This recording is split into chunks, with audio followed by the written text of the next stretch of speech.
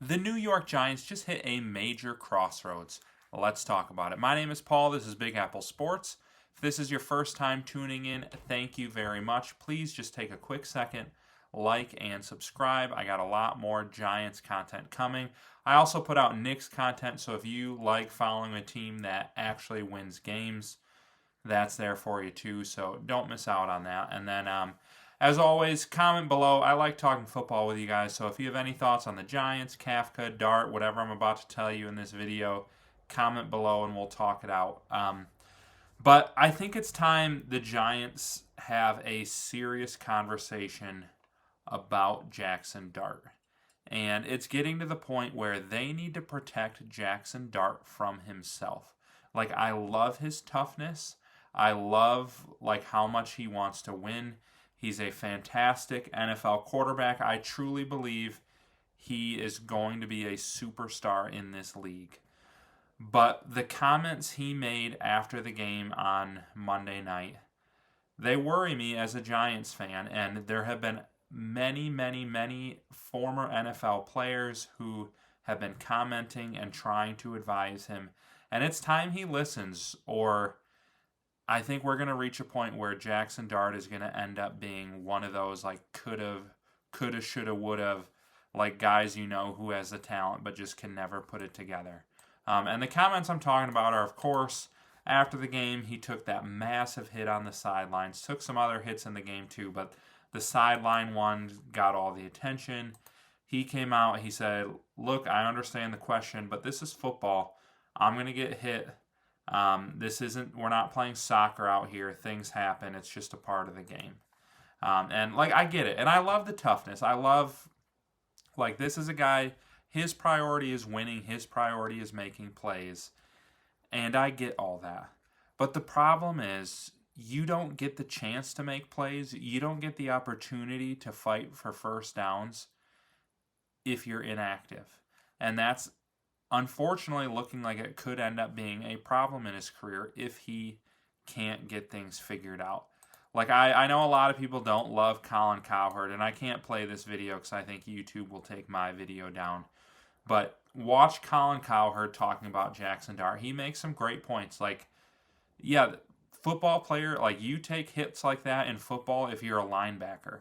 That's the kind, if you're a linebacker, you can expect that kind of contact. But quarterbacks do not take that kind of contact.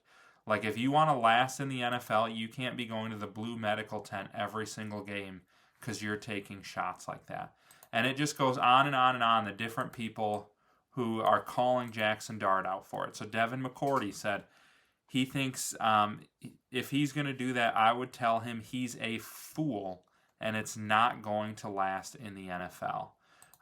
One of the best comments I heard about it. I'm one of these guys. I know a lot of people don't love it. They prefer the play-by-play, but I love listening to the Manning cast, especially when it's a Giants game or something that I really want to hear their opinion on a quarterback, because nobody knows the quarterback position like the Mannings. I love the way they break it down, but they were talking about Jackson Dart in the game, and Peyton specifically was talking about it, and he's like, I didn't love taking the hits anyway, so it wasn't hard for me. A guy like Jackson Dart, it's going to be hard for him to accept this. But it's yeah, your team needs you to pick up the 2 extra yards to get the first. But that means nothing if you miss 6 games this year. If you aren't on the field, you are hurting your team so much more than you are not getting that 1 first down in week 7 in a 3-score game, when your team's playing for the first round for the number 1 pick in the draft. And I think he really needs to take those words from Peyton Manning. I know he's tough. I know he wants to play hard. I know it's going to take him going against everything inside of him to not fight for first downs and fight for those extra yards. But he's doing the team a disservice if he gets 2 extra yards to pick up a first down in a week 6 game, but ends up missing 7 more games because of it, because he breaks his collarbone or gets a concussion or does something even worse than that. if he really cares about the team and he really cares about putting it all on the line for the team, then his job is to get out of bounds and protect himself, because he does his team no favors if he's on the sidelines. Like right now, Jackson Dart's a rookie. Jameis Winston is a baller. Like, it's not the end of the world if he misses some games for an injury. But as he continues to progress, there's going to be a point in time where this Giants team is a Super Bowl team when he's on the field, and they're a 6-11 team when he's off the field. And his job, more than anything, is to stay on the field. And if you watch that Colin Cowherd video, one thing I loved from it that he said is like, you know what, if it's the Super Bowl and it's 3rd and 1 in the fourth quarter, take a hit like that to get the first. Fine, whatever. But it's when it's week 13 against the Patriots and you're 2-11, there's no reason to get lit up on the sidelines like that. There's no regular season game that's like, maybe fourth quarter, 2 minutes left, it makes or breaks the difference in a game. Maybe you take a hit like that. But first quarter, never. Never, never, never. Like, you risk several games when you take a hit like that. Even if it costs you the one, save yourself the several games. Save yourself maybe several years. Because when you continue to stack hits like this over and over and over, you start to wonder if this is a quarterback that maybe is only going to play into his lower 30s. Like, that's something Troy Aikman said during the broadcast, is he was like, he reminds me a lot of Jim McMahon, where it's like he energizes the team, he plays with no fear. Like, people love watching that, but Jim McMahon missed half his career and never became the person he was supposed to be because he couldn't stay healthy and because he took those hits. So if, like, for the sake of the future of the Giants, he needs to start sliding and protecting himself. And I think another thing that really worries me is he's got a target on his back. Like, there's nothing that these old veterans in the NFL hate more than a young QB who's got swagger and thinks he's got it all figured out and is playing super well.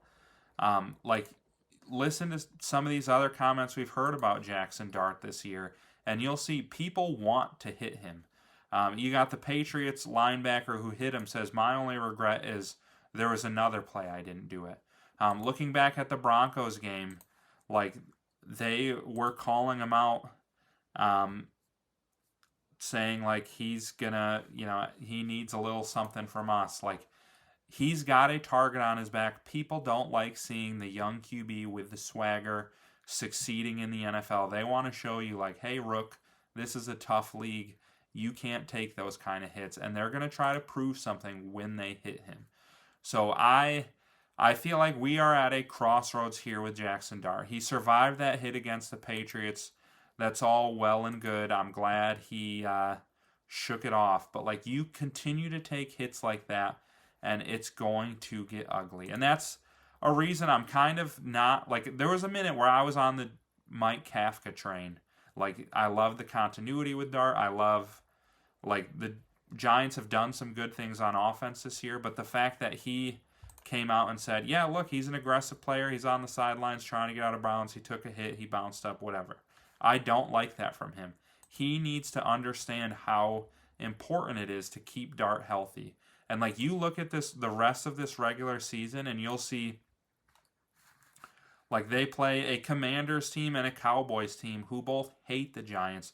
They're going to hate Jackson Dart. They would love nothing more than to put some more hits on him like that. Then you play the Vikings, who blitz more than any team in the league. Their entire game plan is built around getting to the quarterback and hitting him. And then you got Max Crosby and the Vegas Raiders. Max Crosby is a unhinged, crazy person. There are 4 games left against teams who are going to try to hurt Jackson Dart, and he needs to learn to protect himself. Yes, it's not soccer. Yes, you're going to take hits, but you can cut those hits in half by being a smart football player. And to his credit, he did do a few good things on Monday night. There were several plays, and I loved this from him. I hope we see it the rest of his career, where it was like he was fighting for the first down, but instead of, like, standing upright and going through contact to get it, he kind of just, like, dove to the ground, got that extra yard and avoided the hit. But like those out of bounds plays can't happen. Those plays when the pocket breaks down and there are 10 guys around him, he's just got to chuck it at somebody's feet or out of bounds. There were a few times where he like did everything he could to escape and ended up taking a big hit on the sack. And there you're losing yards, you're risking a fumble sack, and you're risking your own health. So he's got to learn, just live to fight another down, live to fight another game, stay out of that blue medical tent, and you are doing a disservice to your team fighting for these first downs, fighting for that extra yard or two if it ends up knocking you out for quarters, games, seasons. It's just going to continue to happen unless he learns to protect himself. And he's got to figure that out during this bye week. So you guys let me know what you think on all of that. And then don't forget, just like and subscribe on the way out.